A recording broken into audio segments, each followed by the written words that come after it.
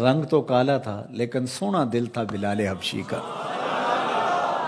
ابو لہب کا چہرہ تو چمکتا تھا، اسی لیے اس کو ابو لہب کہا گیا، انگارے کی طرح چمکتا ہوا چہرہ، لیکن اس کا دل کالا تھا۔ تو وہاں چہرے نہیں دیکھے جاتے، وہاں دل دیکھے جاتے ہیں۔ الا من اتى اللہ بقلب سلیم، وہاں دیکھا جاتا ہے قلب سلیم کے ساتھ کون آیا۔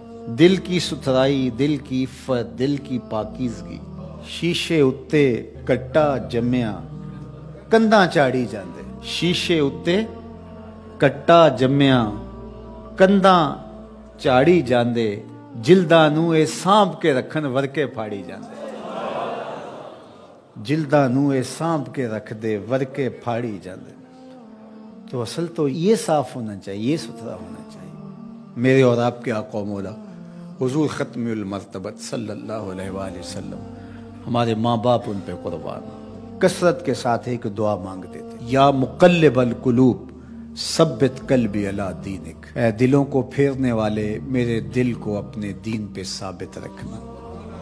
ام المومنین رضی اللہ تعالیٰ عنہ فرماتی ہیں کہ میں نے حضور علیہ السلام سے پوچھا کہ حضور اسلام لانے کے بعد بھی اس کی ضرورت ہے کہ یہ اللہ کی بارگاہ میں عرض کرے؟ تو آقا کریم نے ارشاد فرمایا کہ دل رحمان کی 2 انگلیوں کے درمیان ہے، وہ جس طرف چاہے پلٹ دے، بے نیاز ہے۔ تو اس لیے ہر وقت اس سے مانگنا چاہیے، اللہ میرا دل سلامت رہے، دین پر قائم رہے۔ ورنہ ہم دیکھتے ہیں کتنے لوگ ہیں بظاہر اچھے ہوتے ہیں لیکن انجام بخیر نہیں ہوتا۔ انما الاعمال بالخواتیم، اعمال کا دار و مدار حسن خاتمہ پہ ہے۔ خاتمہ کیسا ہوتا ہے؟ حضرت سہل بن سعد الساعدی رضی اللہ تعالیٰ عنہ فرماتے ہیں کہ ایک غزوہ میں ایک مالدار شخص بڑی بے جگری سے لڑ رہا تھا، اس جرت سے لڑ رہا تھا کہ ہمارے دل میں آیا کہ کیا بات ہے۔ آقا کریم علیہ السلام نے دیکھا تو فرمایا جس نے اہل جہنم میں سے کسی کو دیکھنا ہوتے سے دیکھ لیا۔ بڑی حیرت ہوئی، ایک صحابی کہتے ہیں میں اس کے پیچھے ہو گیا کہ حضور علیہ السلام نے جو فرمایا ہے کوئی وجہ ہوگی تو میں دیکھوں ماجرا کیا ہے۔ تو کہتے ہیں جب وہ لڑتے لڑتے زخمی ہو گیا تو اس نے اپنی ہی تلوار کو اپنے سینے میں یوں رکھ کر کے اپنا وزن اس اوپر ڈال دیا اور 2 کندھوں کے درمیان سے تلوار ادھر نکل گئی اور یوں خودکشی کر لی۔ تو کہا کہ بندہ ساری زندگی نیکیاں کرتا ہے، لکھا ہوا غالب آ جاتا ہے اور پھر آخر اچھا نہیں اس کا رہتا۔ اور کتنے ایسے لوگ ہیں کہ جن کا ماضی بہت بھیانک اور برا تھا لیکن آخر ٹھیک ہو جاتا ہے۔ تو اس لیے ہمیشہ اللہ سے انجام بخیر کی دعا مانگو۔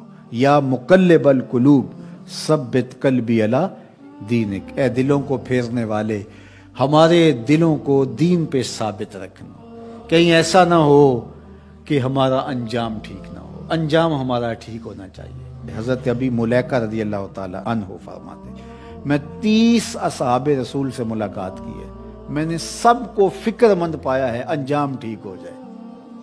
جنہوں نے اپنی آنکھوں سے حضور کو دیکھا وہ بھی ڈر رہے ہمارا انجام ٹھیک ہو جائے۔ رنگا رنگ سہیلیاں پرن کڑے، پر پریا اس دا جانیے جس دا توڑ چڑھے۔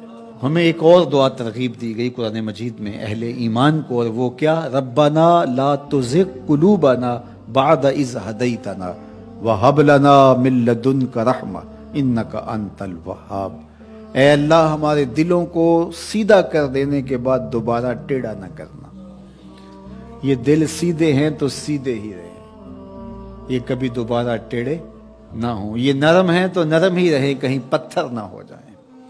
ایمان کے نور سے جگمگا رہے ہیں اللہ، یہ جگمگاتے ہی رہیں، کہیں دوبارہ ان میں ظلمتیں نہ آ جائیں۔ لا تزغ قلوبنا بعد اذ ہدیتنا، ہمارے دلوں کو سیدھا کر دینے کے بعد دوبارہ ٹیڑھا نہ کر دینا۔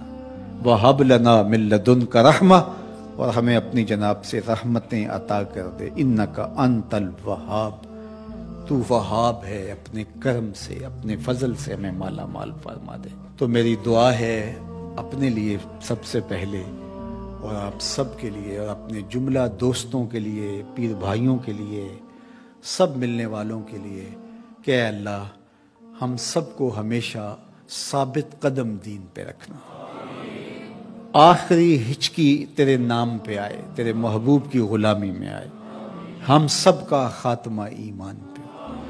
ایک ایک کر کے دوست ہم سے جدا ہو رہے ہیں، ہم بھی اس دنیا پہ مستقل رہنے والے نہیں ہیں، کوچ کر جانے والے ہیں۔